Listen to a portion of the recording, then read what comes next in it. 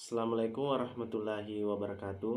Perkenalkan, saya Nurul Akbar, salah satu mahasiswa dari Universitas Negeri Makassar, Prodi Kewirausahaan Fakultas Ekonomi.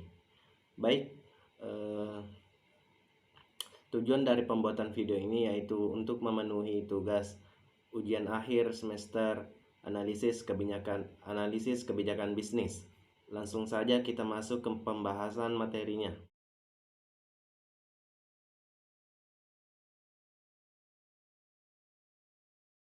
Kebijakan publik yaitu serangkaian tindakan atau kegiatan yang diusulkan oleh seseorang kelompok atau pemerintah dalam suatu lingkungan. Sedangkan kebijakan bisnis merupakan studi fungsi dan tanggung jawab pimpinan perusahaan dalam menghadapi problem yang mempengaruhi karakter dan keberhasilan perusahaan. Sedangkan perbedaan antara kebijakan publik dan kebijakan bisnis adalah kebijakan publik memiliki cakupan yang luas, sedangkan kebijakan bisnis hanya bisnis itu saja atau satu bisnis.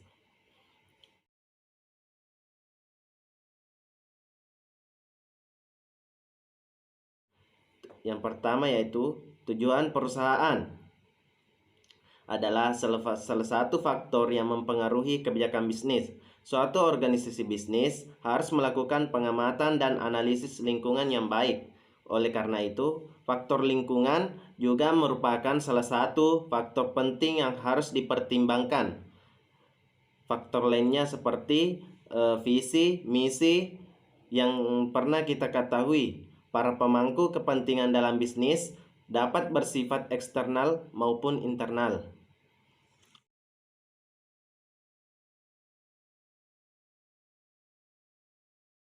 Strategi adalah langkah bersihkan program-program sebagai prioritas pembangunan daerah untuk mencapai sasaran.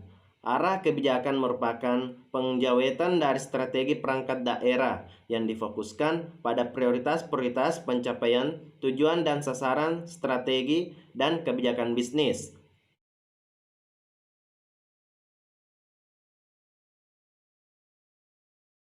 Yang pertama yaitu visi. Pembentukan visi perusahaan atau vision. Visi perusahaan adalah pernyataan yang menjelaskan bagaimana perusahaan bercita-cita mencapai tujuan di masa depan. Visi perusahaan bisa terdiri satu kalimat sederhana hingga beberapa paragraf yang menjelaskan tujuan dan inspirasi perusahaan. Yang kedua yaitu setelah visi ada yang namanya misi perusahaan atau mission. Misi perusahaan adalah pernyataan yang berorientasi pada tindakan menyatakan tujuan layanan atau suatu perusahaan itu berdiri. Tujuan perusahaan itu berdiri yang mempunyai atau mencakupi sebuah fungsi, tujuan, dan deskripsi perusahaan atau deskripsi umum perusahaan. Yang ketiga, strategi. Strategi atau bagaimana suatu perusahaan mempunyai strategi untuk mengelola perusahaannya, untuk mengungkapkan sasaran dan tujuan-tujuan yang menghasilkan kebijakan perencanaan yang untuk mencapai tujuan.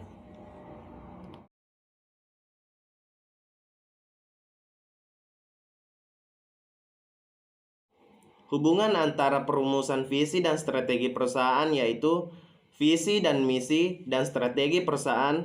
Setelah visi dan misi dirumuskan, maka seluruh strategi perusahaan harus mengacu pada visi dan misi tersebut dan tidak boleh dibalik. Sebab hal ini dikhawatirkan strategi tidak akan efektif karena komitmen dan arah tujuan seluruh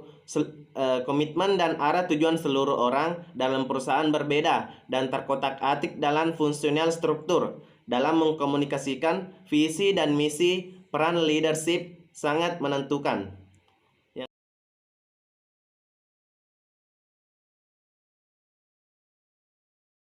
Yang pertama yaitu internal. Internal merupakan dari bahasa Inggris yang memiliki arti sesuatu yang menyangkut bagian dalam, diri, tubuh, benda, dan lain-lain. Yang kedua, eksternal. Eksternal merupakan sesuatu yang menyangkut bagian luar, sebuah sesuatu atau bisa dibilangkan kebalikan dari internal.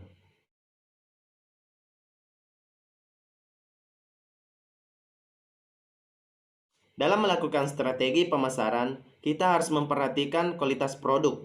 Karena di masa sekarang banyak bisnis yang bermunculan dengan berbagai produk, namun banyak yang tidak memperhatikan kualitas. Maka dari itu, kita harus memperhatikan kualitas produk dengan baik. Selain kualitas produk, kita harus mengenal target. Sebelum menjual produk, kita harus mencari konsumen terlebih dahulu sehingga dapat memasarkan produk lebih mudah.